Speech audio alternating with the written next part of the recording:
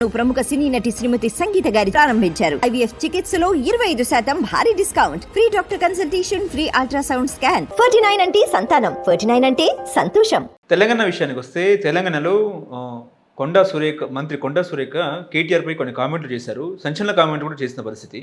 అదేంటంటే నాగ చైతన్య సమంత విడిపోవడానికి గల కారణము కేటీఆర్ఏ అని చెప్పేసి ఆమె వ్యాఖ్యలు. దాని మీద నాగార్జున కూడా తీవ్ర స్థాయిలో మండిపడ్డారు. కొండా సురేఖ మీద పరునష్టం దావా కూడా వేసిన పరిస్థితి. ఏం చెప్తారండి? రాజకీయాల్లో సినిమా వాళ్ళను లాగొచ్చా లాగకూడదా? మీలాంటి అనలిస్టులు ఏం చెప్తారు దీని మీద? అది తప్పుడు వ్యాఖ్యలు. ఏది ఇవాళ కొండా సురేఖ అసలు సమంత పేరు తేవాల్సిన అవసరం ఏంటి, నాగ చైతన్య పేరు తేవాల్సిన అవసరం ఏంటి, నాగార్జున తేవాల్సిన అవసరం ఏంటి? వాళ్ళు రాజకీయాల్లో లేరు, వాళ్ళు మీ ప్రత్యర్థులు కారు. మీరు చూసుకోవాలి. ఇప్పుడు రాజకీయ నాయకులు తిట్టుకోండి, రాజకీయంగా రాజకీయ పార్టీలు వీధిన పడండి, కొట్లాడుకోండి, కింద పడండి, మీద పడండి. బీఆర్ఎస్ వర్సెస్ కాంగ్రెస్గా నడవాలి రాజకీయం, కాంగ్రెస్ వర్సెస్ బీజేపీగా నడవాలి రాజకీయం. అంతే తప్ప నువ్వు ఫిలిం ఇండస్ట్రీ వాళ్ళని ఇందులోకి లాగటం ఎందుకు? కేటీఆర్ని తిట్టాలనుకుంటే కేటీఆర్ని తిట్టండి, అంతే తప్ప సమంత పేరు చెప్పాల్సిన అవసరం ఏంటి? లేకపోతే అది తప్పు కదా. ఏది ఇవాళ సినిమా యాక్టర్లను కాదు, మహిళ ఒక మహిళగా అయి ఉండి ఒక మహిళని ఇవాళ రోడ్డుకి ఈడ్చడం అనేది సురేఖ చేసినటువంటి తప్పు.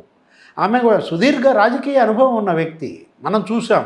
కాకపోతే ఆమె బాధ కూడా అర్థం చేసుకోవాలి. కొండా సురేఖ ఏమంటోంది, తనని ఈ వయసులో తనని అదేంటి సోషల్ మీడియా ఎవరు ఆ కేటీఆర్ అనుచరులు కావచ్చు, కొంతమందికి ఏదో హరీష్ రావు డీపీ ఉందంట, ఆ బీఆర్ఎస్ సోషల్ మీడియా తనని ఇవాళ వ్యక్తిత్వ హననానికి పాల్పడుతూ అసభ్యంగా ట్రోల్స్ చేయటం పైన ఆమె కన్నీళ్లు పెట్టుకున్నారు. అది తప్పు. ఏది దానికి అడ్డుకట్ట వేయాలి కేటీఆర్, హరీష్ రావు. అది కనుక నిజంగా బీఆర్ఎస్ సోషల్ మీడియా అలా బరి తెగిస్తే, గతంలో మనం చూసాం ఆంధ్రప్రదేశ్ ఈ తరహా రాజకీయం ఏంటి, అక్కడ కూడా YSR Congress social media, Telugu Desam party social media వాళ్ళు మహిళల్ని ఆ విధంగా బదనాం చేయటం తప్పనమాట. అసలు ఆయన ఎవరు?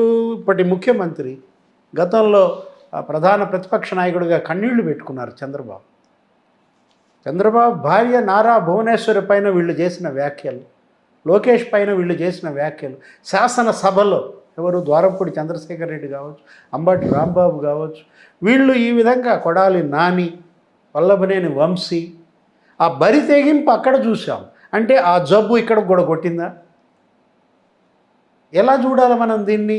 అంటే మీరు తేల్చుకోండి. ఇళ్లలో ఉన్న ఆడాళ్ళని మీరు ఎలా వీధికి ఈడుస్తారు? అది తప్పు కదా. ఇప్పుడు కొండా సురేఖ మీద మీరు కామెంట్ చేయాలనుకుంటే ఆమె వ్యక్తిత్వాన్ని కామెంట్ చేయండి. రఘునందన్ రావు ఏదో ఖద్దరు దండ వేశాడు అకేషన్, అతను బీజేపీ నాయకుడు, ఆమె మంత్రి, ఆమె వయసు ఎంత? 60 ఏళ్ళు, 59 ఏళ్ళు, పిల్లల పెళ్ళిళ్ళు చేసింది. మనవరాళ్ళు ఉన్నటువంటి ఆ మహిళ, బీసీ మహిళ ఎవరు? కొండా సురేఖ. ఒక మంత్రి, సుదీర్ఘ రాజకీయ అనుభవం, 30 ఏళ్ల రాజకీయ అనుభవం ఉన్నటువంటి సురేఖ పైన ఈ విధమైన ట్రోల్సా? బరి తెగింపు కాదు, ఉన్మాదం కాదు. ఇప్పుడు మీరు ఆమె అవినీతి పరురాలను విమర్శించండి, ఆమె స్కాములు చేస్తే చెప్పండి, అలా ప్రజల్లో ప్రచారం చేయండి తప్ప ఒక 60 ఏళ్ల మహిళకి, రఘునందన్ రావుకి మీరు ఈ విధమైనటువంటి ఉన్మాద వ్యాఖ్యల కన్నీళ్లు పెట్టుకుంది. ఇప్పుడు 4-5 సార్లు ఎమ్మెల్యేగా గెలిచింది ఆమె, ఎవరు? సురేఖ. ఒక 2 సార్లు ఏమో ఓడిపోయింది. అలాంటి మహిళకే కన్నీళ్లు పెట్టుకునే పరిస్థితి తెలంగాణలో దాపిరిచ్చిందంటే, ఒకవైపు బతుకమ్మ వేడుకలు, విజయదశమి జరుగుతుంది, నవరాత్రులు కదా ఇప్పుడు, దుర్గా నవరాత్రులు, అమ్మ ఆరాధకులు, ఇప్పుడు శక్తి స్వరూపిణి మహిళ అంటే. అలాంటి మహిళలను తెలంగాణ సంస్కృతి ఇది కాదు. మనం ఏంటి, ఎవరిని ఆడబిడ్డ కనపడ్డా అక్క అంటాం, ఏం చెల్లి అంటాం. బతుకమ్మ అదే కదా మనకి నేర్పింది. ఎంగిలి బతుకమ్మ వేడుకలు జరుపుతూ పూలతో, ఇవాళ ప్రతి ఆలయం మహిళలతో. ఇది తెలంగాణ కల్చర్, మనకు తెలిసిన కల్చర్. ఈ తెలంగాణ కల్చర్లో ఈ ఏపీ విషం ఎక్కిందా? అదొక వైరస్ ఏదో అన్నారు చూసావా, COVID-19 కరోనా వైరస్ లాగా ఇప్పుడు ఆ ఉన్మాదం తెలంగాణ సమాజంలోకి ఇలా చొరబడుతుందా? దీనికి మొగ్గలోనే తుంచేయాలి. దీనికి వైరస్ వ్యాక్సిన్ రావాలా ఏంటి? మరొకసారి ఇటు రాజకీయంలో ఉన్న మహిళలైనా, అటు సినీ ఇండస్ట్రీలో ఉన్నటువంటి హీరోయిన్లు మహిళలైనా ఈ ఉన్మాద పోకడలకి అడ్డుకట్ట వేసే దిశగా అన్ని పార్టీలు చైతన్యం తీసుకురావాలి. ఏది లేకపోతే ఏమవుద్ది, ఈ సమాజం కూడా చెడిపోతుందన్నమాట.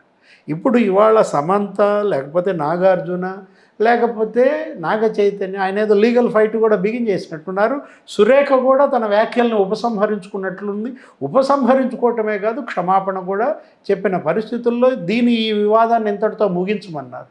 ఎవరు? మహేష్ కుమార్ గౌడ్, వీళ్ళందరూ కూడా ఈ వివాదాన్ని ఇంతటితో ముగించటమా ముగించకపోవడమా అనేది ఆ గాయపడిన వ్యక్తుల యొక్క ఆలోచనలు బట్టి ఉంటుంది.